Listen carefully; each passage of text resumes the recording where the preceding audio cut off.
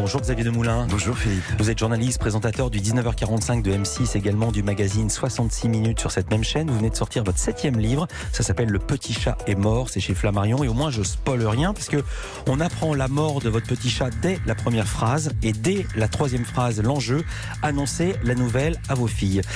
C'est pas un roman, il est indiqué sur la couverture récit. Quelle différence vous faites? En fait, c'est une différence de quête de vérité. Il y a beaucoup de romans qui sortent aujourd'hui qui sont des récits déguisés. Ouais. Et là, c'est un récit donc inspiré d'une histoire vraie avec des éléments romanesques dedans. C'est votre vrai petit chat, mais c'est pas les vrais noms. C'est pas les vrais noms et c'est mon vrai petit chat, exactement. Comme dans vos précédents livres, la famille est au centre de l'histoire. Et pourquoi cette obsession? J'en sais rien, mais c'est vrai, vous avez tout à fait raison. Dans mes livres, il y a toujours, je parle des liens familiaux. C'est vraiment le point commun de tous les livres que j'ai fait. Parce que le chat, c'est pas un livre pour 30 millions d'amis. Le chat, c'est un catalyseur, un prétexte. C'est un truchement, exactement. Voilà. C'est un prétexte. De quoi la mort d'un chat est-elle le nom? Qu'est-ce que ça veut dire que de perdre son chat? Qu'est-ce que ça cache derrière, quoi? Alors d'abord, ce petit chat, il a vraiment existé. Il a existé. Alors c'est même lui qui est en photo sur la jaquette du livre, je cite, je le montre, si vous nous regardez sur europe1.fr, je crois que c'est la couverture marketing la plus belle. C'est même pas un LOL 4, c'est un mignon 4, il est trop mignon. Il y a écrit photo de couverture et portrait auteur, collection Xavier Demoulin. Ouais, en fait, Non, au passage, j'ai découvert que vous avez des collections de photos de vous. Non, ça je sais pas. C'est ce qu'il y a écrit. Ça, c'est dans les droits, la gestion des droits d'image. Non, c'est le vrai chat. Oui, ma fille m'a posé une question l'autre jour. Elle m'a dit, mais ça va intéresser qui, papa, la mort de notre chat?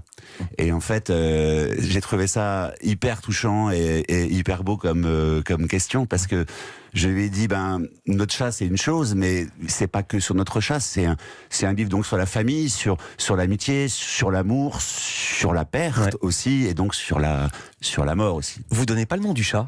Pour quelle raison? Parce qu'il était ridicule? Non, pas du tout. Il s'appelait Minot. D'ailleurs, le livre lui est dédié en partie. Il est dédié à 3 personnes. Il est dédié à...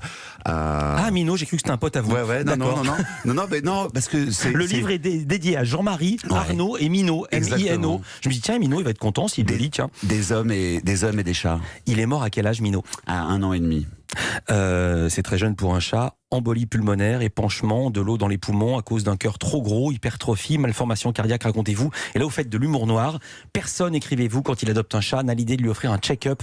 On ne fait pas d'échographie à un chaton avant de l'embarquer à l'arrière de sa voiture pour le 12e anniversaire de sa fille. On ne le traîne pas chez le cardiologue pour vérifier ses artères, ni chez le pneumologue pour inspecter ses poumons. On vous l'a reproché de ne pas avoir fait ses études. Vous l'êtes reproché? Non, je me le suis pas reproché. C'est ce que ça interroge. C'est la perte de quelqu'un de trop jeune, que ce soit un chat, un homme ou quoi que ce soit. C'est comment on gère ce chagrin-là. D'ailleurs, c'est bizarre comme mot, chagrin, et pas chien-grain. Ouais, parce qu'il y a chat dedans. Procédé narratif, pendant presque tout le livre, vous vous adressez au petit chat. Vous lui dites, avant de te connaître, je ne voulais pas de toi, je n'aimais pas les chats. Donc j'imagine que c'est votre fille qui vous a fait céder. Et vous dites, à un moment, vous parlez au chat, vous dites, je me cachais pour t'aimer, mais pourquoi? C'est une bonne question, pourquoi vous vous cachiez? Mais pourquoi on se cache pour exprimer ses sentiments? Eh ben c'est vous le romancier, mais pourquoi vous vous cachez pour aimer votre chat? Mais j'en sais rien, c'est comme ça, c'est une sorte de... Vous savez, c'est l'arrivée dans la famille d'un élément... moi, je ne voulais pas du tout entendre parler des chats, j'aimais pas les chats, j'en avais rien à foutre des chats, je trouvais que ça puait, que ça mettait des poils partout, et que voilà, et ça a transformé ma vie. Et donc, comme quoi, il faut jamais dire jamais, quoi. C'est une expérience assez initiatique, l'arrivée de cet animal dans la maison. Donc pourquoi je me cachais pour l'aimer, pour répondre à la question? Vous ne savez toujours pas. Mais non, parce que parfois on se cache pour exprimer ses sentiments. C'est ça aussi dont parle le livre. Et pourquoi on en arrive là, Philippe? J'en sais rien. Ah, voilà. C'est ça la pudeur. L'air de rien, vous parlez beaucoup de vous dans ce livre en vous adressant à votre chat. Vous dites, tu en connais déjà un rayon sur la vie, que les amours des humains sont bien plus compliqués que les amours des chats. Contrairement à nous, les chats ont une merveilleuse estime d'eux-mêmes. Ils s'aiment avant toute chose et n'attendent pas d'un autre de les aimer pour deux, de combler leurs failles, les trous béants de leur passé, les bosses sur les pare-chocs de leurs armes cabossées par bien d'autres avant. C'est bien écrit. Quand on vous voit comme ça, ce grand gaillard, ce beau gosse à qui la vie sourit, on n'imagine pas que vous ayez un problème d'estime de soi, Xavier Demoulin. Et je suis très sérieux. Je sais pas si c'est un problème d'estime c'est ce que vous écrivez. de moi ou si c'est plutôt une quête. L'écriture, ça contrebalance. Vous savez, il faut se méfier des apparences. On peut être, comme vous dites, un gros gars avec une grosse voix. C'était ma question, justement. Qui présente tous les soirs. Vous êtes tout cabossé de l'intérieur? Mais non, c'est pas ça. C'est ce que vous écrivez. Non, en fait, c'est que à l'intérieur, je m'ouvre enfin.